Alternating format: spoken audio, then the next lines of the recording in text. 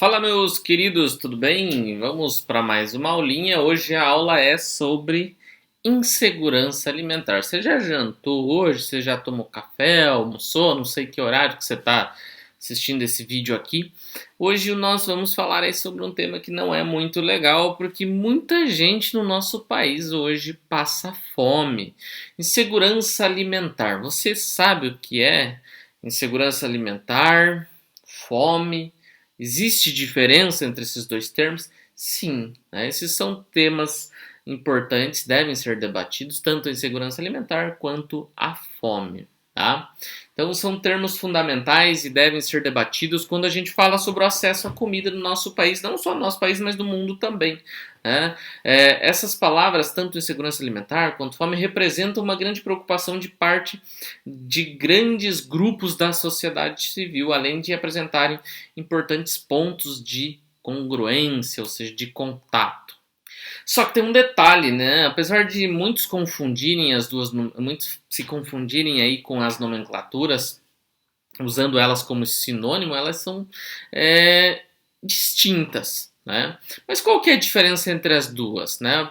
Só para te dar um spoiler, né, do que vem por aí, a gente pode explicar de antemão que uma pessoa que passa fome enfrenta uma situação de insegurança alimentar. Só que nem todos que estão enquadrados em um cenário de insegurança alimentar passam fome. Marca, memoriza isso aí. Não conseguiu entender ainda, né?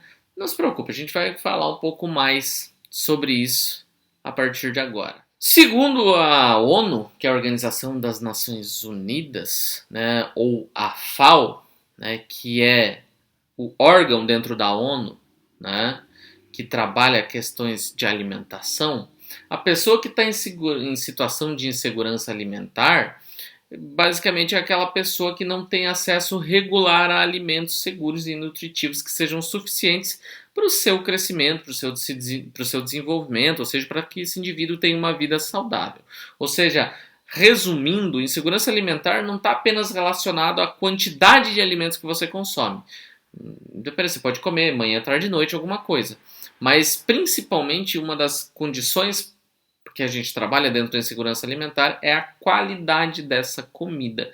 Você pode comer alguma coisinha no café, você pode comer ao meio-dia, jantar, enfim. Mas e os nutrientes que são ofertados nesses momentos de alimentação, será que eles são suficientes? E aí eu não estou falando aqui do indivíduo que come mal. Então ele não tem nutriente suficiente ou come errado. Esse indivíduo, não estou falando dele aqui, eu estou falando daquele indivíduo que pode ter alimento, ora sim, ora não, e muitas vezes o momento em que ele tem um alimento, aquele alimento não traz os nutrientes que são necessários para que ele tenha uma vida saudável. Um outro detalhe aqui importante também é que independente do cara comer ali, enfim, ele pode ter alguma coisinha, ele vai ter, sei lá, uma maçã, ou pode ter farinha, pode ter arroz que ele vai consumir. Esse indivíduo, muitas vezes, quando a gente coloca ele como um indivíduo que está em processo de insegurança alimentar, é aquele indivíduo que muitas vezes não tem certeza de por quanto tempo a sua comida irá durar, ou não sabe quando irá se alimentar aí novamente, né? Então, por essas razões, esses indivíduos eles podem ser forçados a reduzir a qualidade ou a quantidade dos seus alimentos, né? Ou seja, isso é uma questão de sobrevivência.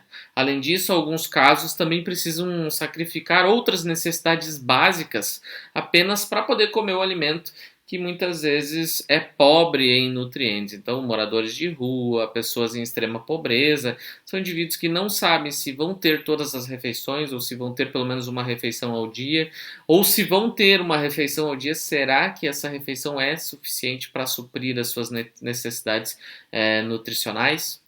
Então, nesse sentido, a insegurança alimentar ela se diferencia em certas questões.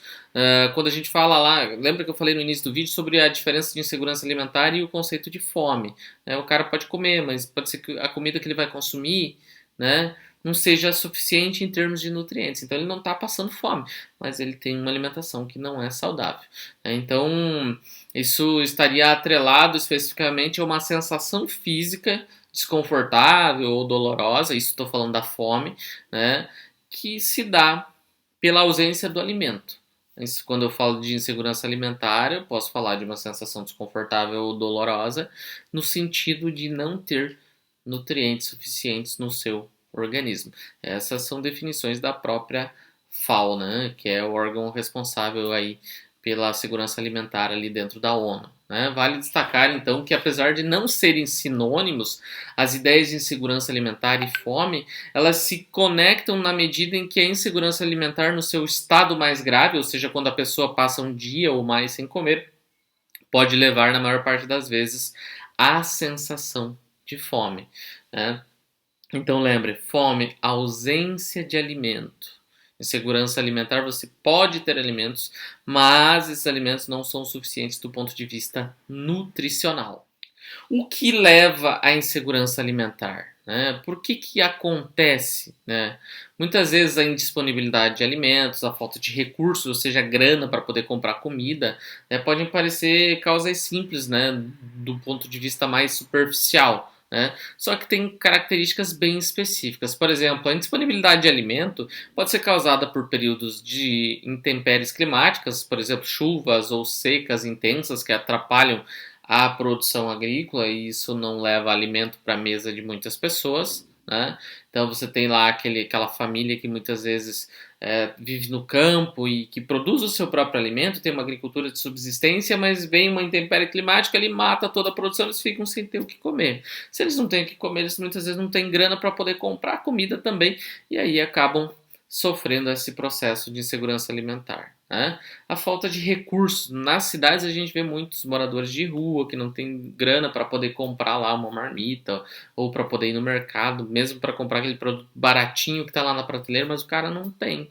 Às vezes o produto custa R$ 2, R$ 3, para muitas pessoas não é nada, mas muitas pessoas não têm R$ 1, R$ 2 para poder comprar, sei lá, um pacote de macarrão. Um dos fatos que agravaram a insegurança alimentar no nosso país foi a expansão da pandemia, ou seja, o coronavírus afetou diretamente muitas famílias que tiveram membros que perderam emprego, ou aquele cara ou aquela mãe que sustentava a família acabou morrendo por conta da Covid-19, né? Então, aquele provedor da casa deixa de existir e aí aqueles indivíduos que dependem desse provedor vão tirar a comida de onde, né? Então, é mais amplo. Não é só falta de dinheiro, não é só falta de comida no sentido de produzi-la também, né? A gente tem outros fatos, como a pandemia, que afetaram muito e que influenciaram nesse processo de insegurança alimentar aqui do nosso país. Um outro processo aí, a falta de emprego, crises econômicas, né? Tudo isso influencia, né? Na medida que tem um detalhe, né, também que é importante, né, que na medida que a insegurança alimentar ela está associada não somente à falta de comida, mas também à substituição de alimentos ricos em nutrientes e vitaminas por alimentos mais baratos e com baixo valor nutricional, os efeitos da insegurança alimentar são vários, né? Eu vou falar de alguns, né? Mas dá para a gente ser mais técnico ainda e trazer outros problemas.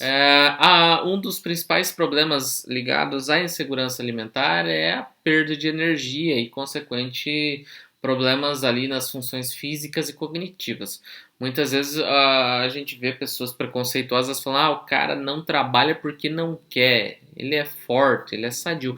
Mas se o cara não tem o que comer, como é que ele vai trabalhar? Ele não tem energia para trabalhar, as próprias funções cognitivas elas são afetadas.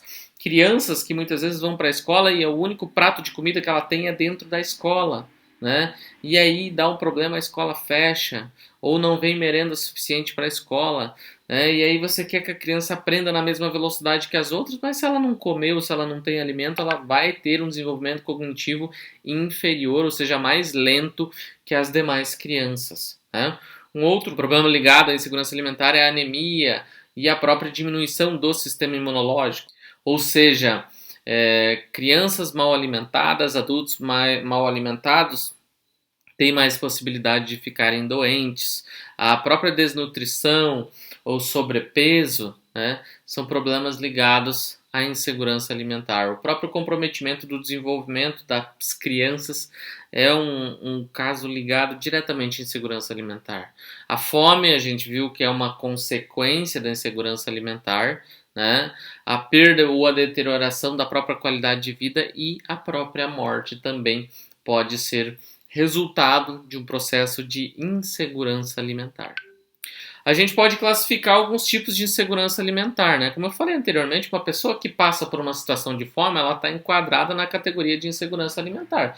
Mas nem todos que estão inseridos no contexto de insegurança alimentar passam fome, porque existem diferentes tipos de insegurança alimentar. No nosso país, por exemplo, a gente utiliza a escala brasileira de insegurança alimentar, que classifica a insegurança alimentar em pelo menos 3 graus. O primeiro grau de insegurança alimentar é o leve. Nesse caso, existe uma preocupação ou uma incerteza no que se refere ao acesso ou ao consumo de alimentos no futuro, né? Então, percebe-se que existe uma qualidade de vida aqui que é inadequada, né, do ponto de vista da aquisição de alimentos, né?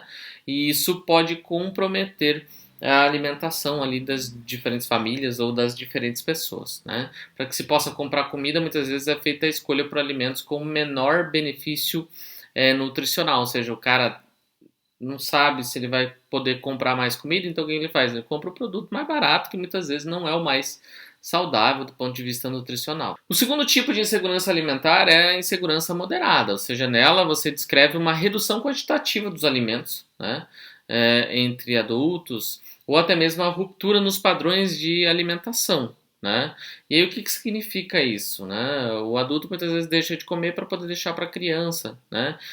Então nesse estágio já existe uma diminuição significativa da quantidade de comida disponível para o indivíduo adulto, ou seja, os responsáveis pelas famílias acabam deixando de se alimentar, né? Então é uma concepção bem complexa. E aí eu vou falar do último estágio agora, que é o estágio de insegurança alimentar grave. Nessa etapa existe uma redução significativa da quantidade de alimentos ou dos alimentos, né? E isso pode afetar as crianças. Lembra quando eu falei ali da moderada, que é quando os adultos, os provedores, comem menos? Nesse caso aqui, até mesmo as crianças são afetadas.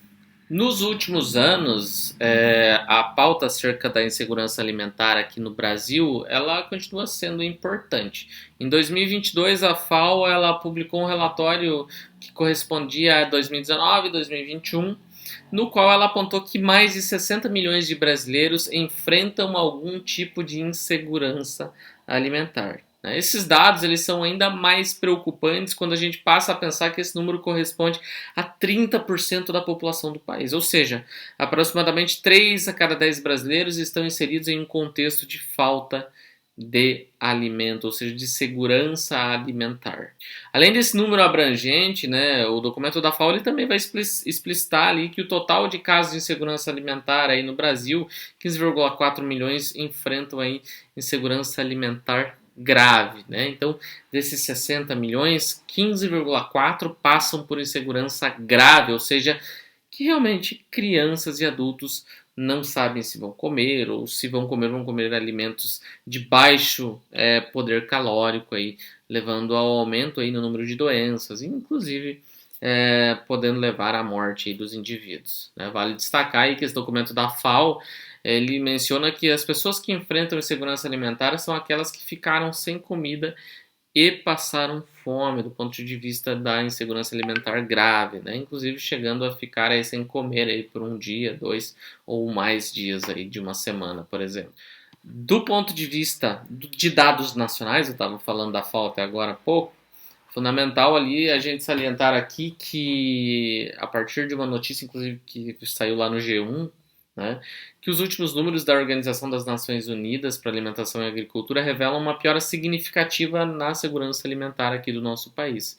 Entre 2014 e 2016, os índices mostraram que a insegurança alimentar ela atingiu 37,5 milhões de pessoas e desses 3,9 milhões estavam em condição grave, ou seja, em relação ao número total da quantidade de pessoas atingidas por essa dramática situação, quase dobrou, né? Então, no que se refere ao estágio mais grave dos números, a gente vai ter um grau que quase quadruplicou, né? Então, existe um aumento muito significativo. Óbvio que a gente tem que entender que tem a pandemia e isso afetou, mas a gente tem que entender também que a condição econômica, socioeconômica do país, ela piorou e levou essas pessoas a fazer parte desse quadro da insegurança alimentar.